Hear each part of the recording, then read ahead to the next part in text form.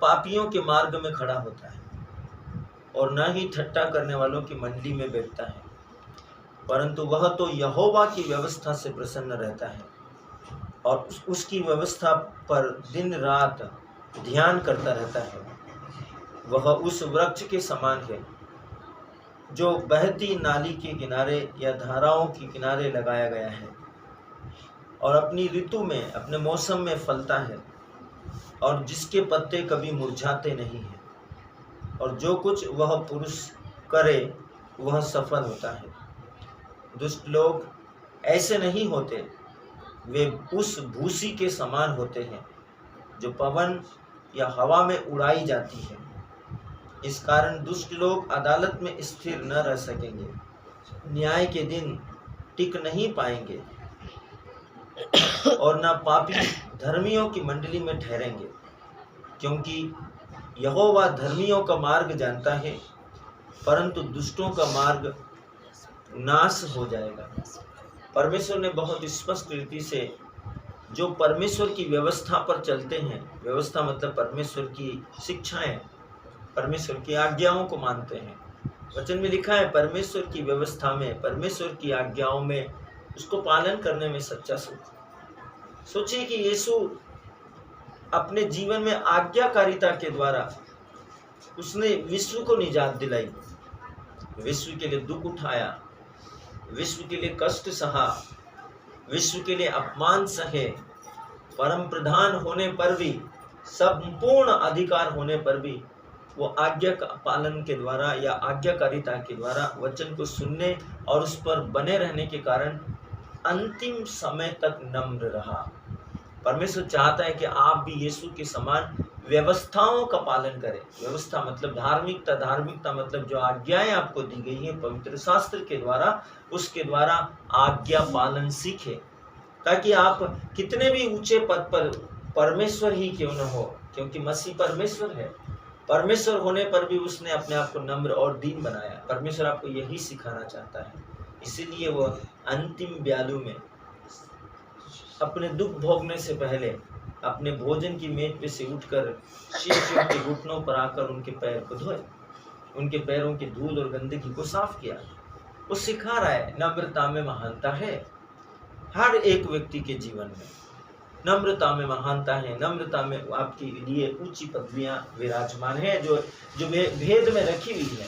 उसे आपको आत्मिक रूप से पाना पड़ेगा, आप उसे भौतिकता के साथ नहीं पा सकते, आपको आत्मिक प्रयासों के साथ उनको विश्वास में देखना पड़ेगा, तब आप उसे पा सकते हैं। सो परमेश्वर चाहता है कि उसके जन, उसके लोग, उसके शिष्य, उसकी पुत्री, उसके पुत्र आज्ञा पालन को सीखें। आज्ञा पालन से तात्पर्य है कि जो बातें वचन में लिखी है आप उसी पर चले, आप अपने मन से, अपनी मर्जी से कुछ न करें। याद रखें आदम की वाटिका में अपने मन और अपनी मर्जी से चलने के कारण आदम और हेवा उस अनुग्रह के स्थान से वंचित कर दिए गए, जहां उन्हें किसी चीज के लिए कोई स्ट्रगल, कोई संघर्ष, कोई यंत्रणा, कोई सताव, कोई तनाव, कोई घबराहट, कोई डर नहीं था। उस पवित्रता के स्थान को, सुरक्षा के स्थान को खो दिया। आप आज्ञा पालन करेंगे, आप परमेश्वर के अधिकार में होंगे, आपकी जरूरतें होंगी, स्वर्गदूत को निर्देश दिए जाएंगे और वो आपकी आवश्यकताओं की पूर्ति करेंगे, वो आपकी प्रार्थनाओं का उत्तर लेकर आएंगे, यदि आप आज्ञा पालन करते हैं तो। और यदि आप आज्ञा पालन नहीं करते हैं तो आप उस अधिकार से निकाल दिए जाएंगे। यही लिखा है पहली आज्ञा में, तीसरी आज्ञा में, चौथी आज्ञा में।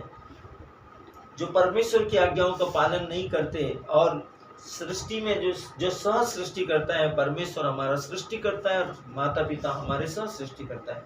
तो चौथी आज्ञा और पहली आज्ञा में यही लिखा है कि यदि तू अपने परमेश्वर की आज्ञा को मानेगा, जो बातें मैंने तुझसे कही है, और उस पर तू चलेगा, तो तेरा उद्धार होगा।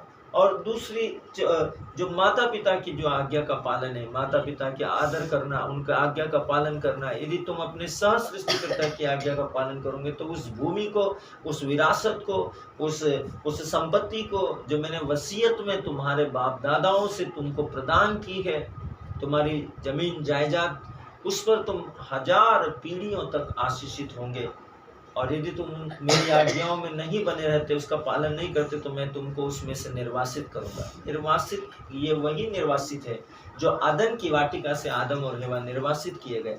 जो उनको उनका था वो उनसे ले लिया गया।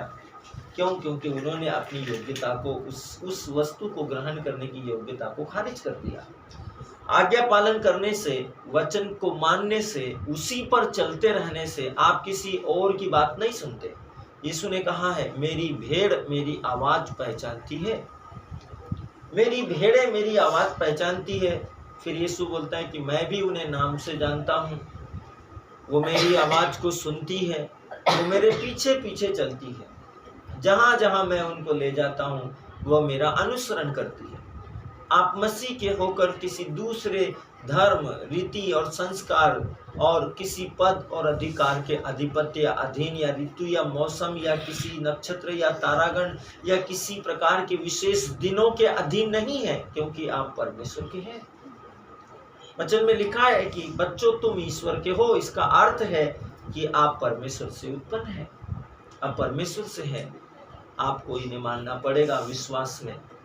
यदि आप एक सच्चे विश्वासी हैं अब्राहम की तरह, तो परमेश्वर के अब्राहम की तरह धार्मिकता को दिखाओ। यदि आप एक सच्चे पेत्रुस के समान एक सच्चे शिष्य हैं, तो पेत्रुस के समान अपनी गलतियों को एक्सेप्ट करते हुए प्रभु के सामने पश्चाताप करो। यदि आप सच्चे विश्वासी हैं, तो अपने विश्वास के कारण परमेश्वर के वचन में, यदि आपके जीवन में दुख भी आए, सताव भी आए, तनाव भी आए, तो जरा भी तनिक भी विचलित मत होइए। अब जिस मार्ग में है उसी पर चलते रहिए, क्योंकि अंत में आपका भला ही होगा। क्योंकि यहोवा का वचन कहता है, जो मेरे पीछे हो लेगा वो अपने जीवन को पाएगा। परमेश्वर सर्वशक्तिमान है। आपका परमेश्वर के साथ में संगति करने में कोई घाटा नहीं है। वचन के साथ सहभागिता कीजिए, आत्मा में सहभागिता कीजिए, विश्वास में सहभागिता कीजिए,